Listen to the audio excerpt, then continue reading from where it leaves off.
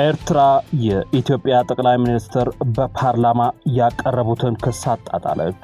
የኢትዮጵያ መንግስት በኤርትራ ላይ ሊከፍት ያቀደውን የጦርነት አጀንዳ ምክንያታዊ ለማድረግ የቀረበ ነው ስትል ተችታለች። ይደመጣል። ወልቃይት፣ ጠለምትና ራያ ወደ ትግራይ እስካልተጠቃለሉ ድረስ ሰላም የለም ማለቱን ህወሓት ተከትሎ ለጀነራል ተፈራ ማሞ ጥያቄ ቀርበዋል። እኛ እርሶን መተቸት ሞራሉም አቅሙም ፍላጎትም የለንም ያሉት ምንጮች ለጀነራሉ ጠንከር ያለ ጥያቄ ልከዋል።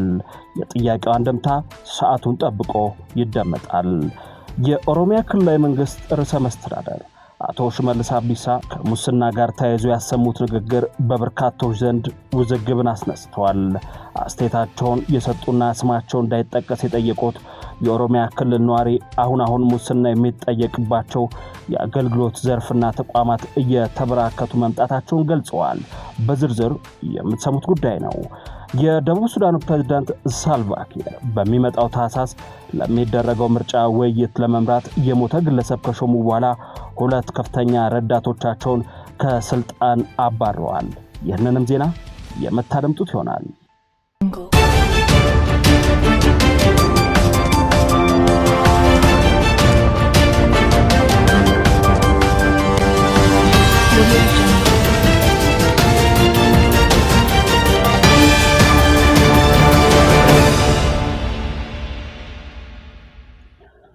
ሰላም ጤና ይስጥልን። የተወደዳችሁ የሀገር ድምጽ ሚዲያ ቤተሰቦች ከላይ ያደመጣችኋቸውን ጉዳዮች ጨምሮ ሌሎች ያልተሰሙ ሰበር መረጃዎችን በመያዝ የሰዓቱ የመረጃ ክፍለ ጊዜ ተጀምሯል። እስከ ዝግጅታችን ፍጻሜ አብራችሁን እንድትቆዩ እንዲሁም ለቻናላችን አዲስ የሆናችሁ መረጃዎች በፍጥነት እንዲደርሷችሁ ቻናላችንን ሰብስክራይብ፣ ላይክ እና ሼር እንዲሁም የደወል ምልክቱን በመጫን እንድትከታተሉን እየጋበዝን በቀጥታ ወደ ዜናዎቹ ተሻገርን። በቅድሚያም ኤርትራ የኢትዮጵያ ጠቅላይ ሚኒስትር ትናንት በፓርላማ ያቀረቡትን ክስ አጣጣለች። የኤርትራ ማስታወቂያ ሚኒስትር የማነ ገብረ መስቀል ጠቅላይ ሚኒስትር አብይ አህመድ በህዝብ ተወካዮች ምክር ቤት ስለ ኤርትራ መንግስት ትናንት ያደረጉት ንግግር የኢትዮጵያ መንግስት በኤርትራ ላይ ሊከፍት ያቀደውን የጦርነት አጀንዳ ምክንያታዊ ለማድረግ የቀረበ ነው ሲሉ ተችተውታል። አቶ የማነ በኤክስ ገጻቸው ባሰፈሩት ጽሑፍ የኢትዮጵያ መንግስት በትግራይ ጦርነት ወቅትና ከጦርነቱ በኋላ ለኤርትራ ሰራዊት የክብር ሜዳይ መስጠቱን ማስታወሷል። አቶ የማነ ይህንን ያሉት የኢትዮጵያ ጠቅላይ ሚኒስትር አብይ አህመድ ጥር 26 2018 ዓ.ም ከህዝብ ተወካዮች ምክር ቤት አባላት ለቀረቡላቸው ጥያቄዎች ምላሽ በሰጡበት ወቅት በህወሓትና በፌደራል መንግስቱ መካከል በሰሜን ኢትዮጵያ በተካሄደው ጦርነት የኤርትራ ወታደሮች የጅምላ ግድያን ጨምሮ የተለያዩ ግፎችን ፈጽመዋል ካሉ በኋላ ነው። ጠቅላይ ሚኒስትሩ ትግራይ ውስጥ በሽረ የግለሰቦችን ቤት በማፍረስ በአክሱም ከተማ ወጣቶችን በጅምላ በመረሸንና በአዴግራት ከተማ የመድኃኒት ፋብሪካን ነቅሎ በመውሰድ የኤርትራ ወታደሮችን ከሰዋል። ይህም በኢትዮጵያና በኤርትራ መካከል አሁን ለተባባሰው ችግር መነሻ ሆኗል ሲሉም ገልጸዋል። በሁለቱ ሀገራት መካከል አለመግባባት የጀመረው ኢትዮጵያ ቀይ ባህር ጉዳይ ስታነሳ ነው የሚባለው ስህተት ነው ሲሉም ተደምጧል። ጠቅላይ ሚኒስትር አብይ በንግግራቸው ወቅት የተጠቀሙትን የጎላን ኮረብታዎች ንጽጽርን ሚኒስትሩ ጠቅሰውታል። ጠቅላይ ሚኒስትሩ በንግግራቸው ውስጥ የጎላን ኮረብታዎችን እንደ ምሳሌ መጥቀሳቸው በኤርትራ ላይ ያላቸውን ህገወጥ የጦርነት ፍላጎት በግልጽ የሚያሳይ ነው ብለዋል። የጎላን ኮረብታዎች ከሶሪያ የተያዙና በአሁኑ ወቅት በእስራኤል ቁጥጥር ስር ያሉ ስትራቴጂካዊ ስፍራዎች ሲሆኑ ጠቅላይ ሚኒስትሩ ይህንን ንጽጽር ለባህር በር ጥያቄያቸው እንደማሳያ መጠቀማቸው በኤርትራ በኩል እንደ ወታደራዊ ስጋት ተወስዷል። የኤርትራ መንግስት በከፍተኛ ባለስልጣኑ በኩል የሰጠው ምላሽ በሁለቱ ሀገራት መካከል የነበረው ወታደራዊ ትብብር አብቅቶ ወደ ከፍተኛ የዲፕሎማሲያዊ የቃላት ፍጥጫ መሸጋገሩን የሚያረጋግጥ ነው። በኢትዮጵያ በኩል የቀረበው ኤርትራ አማጽያን እየደገፈች ነው የሚለው ክስና በኤርትራ በኩል ደግሞ ኢትዮጵያ ጦርነት ለመጀመር ሰበብ እየፈለገች ነው የሚለው ውንጀላ ቀጠናውን ለከፍተኛ ስጋት ዳርጎታል። ወልቃይት፣ ጠለምትና ራያ ወደ ትግራይ እስካልተጠቃለሉ ድረስ ሰላም የለም ህወሓት ማለቱን ተከትሎ ለጀነራል ተፈራ ማሞ ጥያቄ ቀርበዋል። እኛ እርሶን የመተቸት ሞራሉም አቅሙም ፍላጎቱም የለንም። አንተ ከልጅነት ጀምረ እስካሁኑ ሰዓት ድረስ ትግል ላይ ነው ያለው። ነገር ግን አንድ ጥያቄ ያለን ብለዋል ለጄኔራሉ ምንጮች ሲናገሩ። ሰሞኑን ከአንድ የህወሓት አፍቃሪ ጋዜጠኛ ጋር ባደረከው ቃለ መልስ ኢትዮጵያ መንግስት ከትግራይ ህወሓትና ከኤርትራ ሻዕቢያ ጋር ጦርነት ከጀመረ ከኋላው እንመክርበታለን ስትል ተናግረሃል። ከዚህ ላይ ምንም ጥያቄ የለንም። ምክንያቱም መንግስት ከሂዊና ከሻዕቢያ ጋር ጦርነት ከፈተም አልከፈተም እየተዋጋችሁ ስለሆነ ለውጥ የለውም። የኛ ጥያቄ ያሉት ምንጮቻችን እናንተ የምትከላከሉት ህወሓት ሰሞኑን በወጣው መግለጫ ወልቃይት፣ ጠለምትና ራያ ወደ ትግራይ እስካልተጠቃለሉ ድረስ ሰላም የለም ብለዋል። ታዲያ ለዚህ መልስ ለመስጠት ምን ነው ዘገያችሁ? እንዴት ለአማራ ታገላለሁ የሚል ኃይል ሌላኛውን የአማራ ወራሪን ያግዛል? አማራን እወራለሁ እያለ እየፎከረ ለምንድን ነው ዝምታን የመረጣችሁት ጄኔራል ሲሉም ጥያቄያቸውን አቅርበዋል። የኦሮሚያ ክልላዊ መንግስት ርዕሰ መስተዳድር አቶ ሽመልስ አብዲሳ ከሙስና ጋር ተያይዞ ያሰሙት ንግግር በበርካቶች ዘንድ ውዝግብ ፈጥሯል። ርዕሰ መስተዳድሩ አደረጉት የተባለው ንግግር በተንቀሳቃሽ ምስል ተቆርጦ በርካቶች በማህበራዊ መገናኛ አውታሮች ተቀባብለውታል። አስተያየታቸውን የሰጡና ስማቸው እንዳይጠቀስ የጠየቁት የኦሮሚያ ክልል ነዋሪ አሁን ሙስና የሚጠየቅባቸው የአገልግሎት ዘርፍና ተቋማት እየተበራከቱ መምጣታቸውን ነው የገለጹት።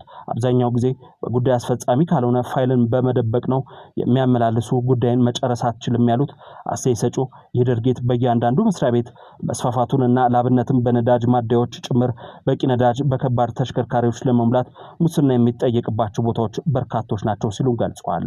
መንግስታዊ ለውጡ በመጣበት የዛሬ 8 ዓመት አካባቢ የተወሰነ ፍርሃት በመኖሩ ተሻሽሎ ነበር ያሉት ሙስና አሁን ደግሞ መልኩን ቀይሮ ተበራክቷል ብሏል። በመልከታቸው የኦሮሚያ ክልል ርዕሰ መስተዳድር አቶ ሽመልስ አብዲሳ ከሰሞኑ አዳማ ውስጥ የመንግስታቸው የዓመቱ የመጀመሪያው 6 ወራት የሥራ አፈጻጸም ግምገማ መድረክ ላይ መሰል የሙስና ተግባራትን በማስመልከት ድርጊት ያወገዙበት ንግግራቸው በርካቶች አድናቆት ተችሮታል።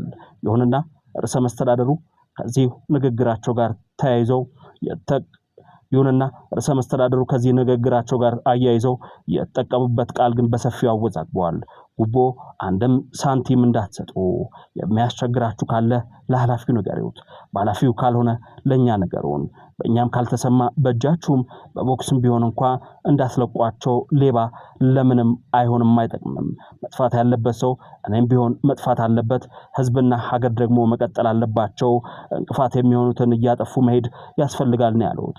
ይህ የፕሬዝዳንቱ ንግግር በበርካቶች ቢወደድም በንግግሩ የተወዛገቡና ሐሳባቸውን በማህበራዊ ሚዲያ ያንሸራሸሩት ግን በርካቶች ናቸው።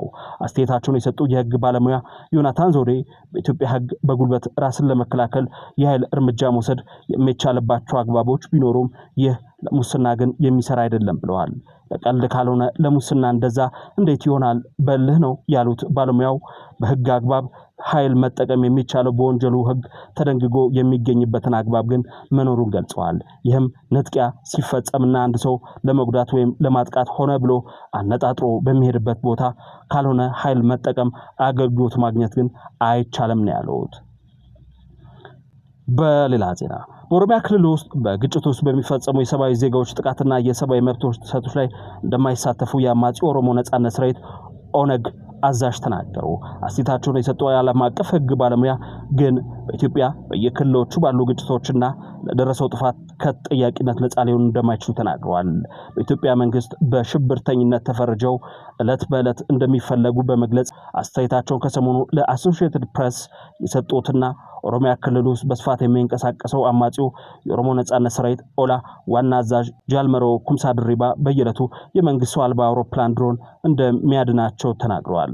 ቃለ ምልልሱን ከኦሮሚያ ደመናማ ስፍራው ነው እንደሚሰጡ ለኤፍፒ የገለጹት የአማጺ ቡድኑ አዛዥ ተዋጊዎች በስፋት የሚከሰሱበትን ሰላማዊ ዜጎች ላይ ጥቃት የማድረስን ክስን በማስተባበል ምላሽ ሰጥተዋል።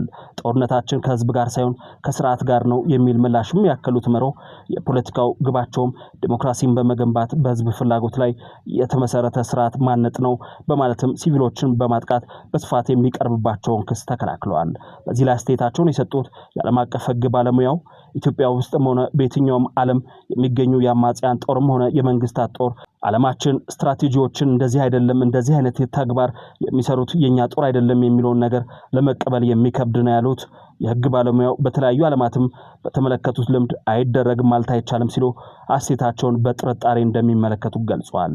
መባልም ያለበት የእስላማዊ ዜጋዎች ሰብአዊ መብትን በሚገፉ ታጣቂዎች ላይ እርምጃ መውሰድ እንጂ አያደርጉትም አይባልም ሲሉ አስተያየታቸውን በማከል እኔ አሁን ከመጣሁበት አካባቢ ከሁለቱም ወገን ከአማጺውም ሆነ ከመንግስት ጦር ህዝቡ የጥቃት ሰለባ ሆኗል ያሉት አክለውም ተዋጊ ወገኖች ጦራቸው በሰላማዊ ዜጎች ላይ የሚፈጽሙትን ጥቃት ለይተው እርምጃ ሲወስዱና ወስደናል ሲሉም ብዛም በአደባባይ እንደማይሰማም ጠቁመዋል። የኦሮሞ ነጻነት ሰራዊት ኦላ በኢትዮጵያ ውስጥ መንግስታዊ ለውጥ ከመጣበት 2010 ዓ.ም ወዲህ በአነስተኛ ቁጥር ከሚንቀሳቀሱበት የምዕራብና ደቡብ ኦሮሚያ ውስን ስፍራዎች በሁሉም የክልሉ ዞኖች ምናልባት በሚችል ደረጃ ተንቀሳቅሰው ጥቃት ማድረሳቸው ይሰማል። የተባበሩት መንግስታት አጥኚዎች ታጣቂ ቡድኑን የተለያዩ የንጹሃን ግድያዎችና እገታዎች በመፈጸም ይከሱታል። እንደ አምነስቲ ኢንተርናሽናል ያሉ የሰብአዊ መብት ተሟጋችም ተቋማት ቡድኑ በክልሉ ውስጥ ለሚፈጽመው የሰብአዊ መብት ጥሰቶች አንዱ ተጠያቂ ነው ይላል። በዓለም አቀፍ ደረጃ ህግ ለሰብአዊ መብት ጥበቃ በሚል ለአማጺ ቡድኖች የሚያስቀምጠው መስመር ከሌላው ጊዜው የመደበኛ ጦርነት የተለየ አይደለም የሚሉት የዓለም አቀፍ ህግ ባለሙያው የዓለም አቀፍ ህግ ሰብአዊ መብት ብሎ ያስቀመጠው በተለይም አንቀጽ 3 ከዚህ ጋር ይያዛል በማለት ምንም እንኳን ህግ ለሰብአዊነት መስመር አበጅቶ እንዲጠበቅ ቢያዝም ጦርነት ደግሞ ለህጎች ስለማይገዙ አዋጊዎች ተዋጊዎቻቸውን የጦር ህጎችን በአግባቡ ማስተማር ይጠበቅባቸዋል ሲሉ ለጦርነት ወቅት በሚዋጉ ቡድኖች ጭምር ስለ ሰዎች መብት ጊዜ ወስደው መገንዘብና ማስገንዘብ የሚያስፈልገውን ገልጸዋል። በመጨረሻም የደቡብ ሱዳኑ ፕሬዝዳንት ሳልቫኪር በሚመጣው ታህሳስ ለሚደረገው ምርጫ ውይይት ለመምራት የሞተ ግለሰብ ከሾሙ በኋላ ሁለት ከፍተኛ ረዳቶቻቸውን ከስልጣን አባረሩ። ስቴርዋርድ ሶርባ ቡዲያ ባለፈው ሳምንት በገባደጃ በፕሬዝዳንት ትዕዛዝ ቢሾሙም የሀገር ውስጥ መገናኛ ብዙሃን የተቃዋሚ ዩናይትድ ዲሞክራቲክ ፓርቲ ዩዲፒ አባል ከሞቱ 5 ዓመት እንደሆናቸው ዘግበዋል። ይህንን ተከትሎም የማህበራዊ ሚዲያ ተጠቃሚዎች ሁኔታውን ሲያብጠለጥሉ ተሰምተዋል። የፕሬዝዳንቱ ፕሬስ ሴክሬታሪያት ዴቪድ አሞር እና የፕሬዝዳንታዊ ጉዳዮች ዋና አስተባባሪ የሆኑት ቫለንቲኖ ዴል ሙሌት ከስልጣናቸው መነሳታቸውን የሚገልጽ መግለጫ ቢለቅም የተባበሩትን ምክንያት አይጠቅስም። ኬር ሁለቱ ግለሰቦች ከስልጣን መነሳታቸውን አስታውቀው ላበረከቱት አስተዋጽኦ ታላቅ ምስጋና አቅርበዋል ይላል በፕሬዝዳንቱ ኦፊሴላዊ የፌስቡክ ገጽ ላይ የተለጠፈው መግለጫ። ሰኞ ፕሬስ ሴክሬታሪው አሞር በሰጡት ጋዜጣዊ መግለጫ የፕሬዝዳንቱ ቢሮ ፓኔል ውይይቱ ላይ እንዲሳተፉ የመረጧቸውን ሰዎች የመረጡት ተጣርተው ከቀረቡላቸው ሰዎች መካከል ነው ብለዋል። አሁን እንደገባን ከሆነ ትክክለኛውን ማጣራት ሳናደርግ በማስረከባችን ይህ ያልታሰበ አስተዳደራዊ ችግር ተፈጥሯል ብለዋል አሞር ሰዎችን የመረጡበት እነማን እንደሆኑ ያላሳወቁ ሲሆን ዩዲፒ እስካሁን የሰጠው አስተያየት የለም። የተወደዳችሁ የሀገር ድምጽ ሚዲያ ቤተሰቦች ከላይ ያዳመጣችኋቸው ጉዳዮች ይህንን ይመስሉ ነበር። ስለተከታተላችሁን ከልብ አመሰግንን። አሁንም ለቻናላችን አዲስ ሆናችሁ መረጃዎች በፍጥነት እንዲደርሷችሁ ቻናላችንን ሰብስክራይብ፣ ላይክ እና ሼር እንዲሁም የደወል ምልክቱን በመጫን እንድትከታተሉን እየጠየቅን በዚሁ ተሰናበትን። ሰላም ለምድራችን፣ ሰላም ለኢትዮጵያ።